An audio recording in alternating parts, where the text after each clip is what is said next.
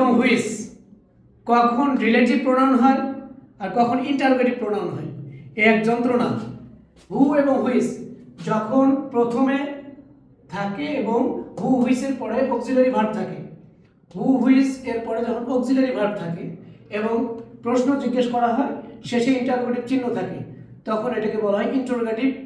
তখন হু এবং which interrogative. যেমন হু আর ইউ, এটা interrogative pronoun. Which is your book, interrogative pronoun.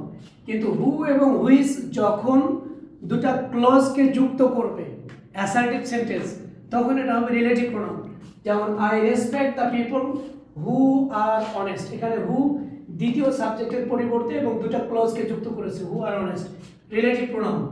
He gave me a pen which was nice, এই যে which দুইটা ক্লজকে যুক্ত করেছে এবং দ্বিতীয় সাবজেক্টের পরিবর্তে হুইচ, এটা হচ্ছে রিলেটিভ প্রোনাউন।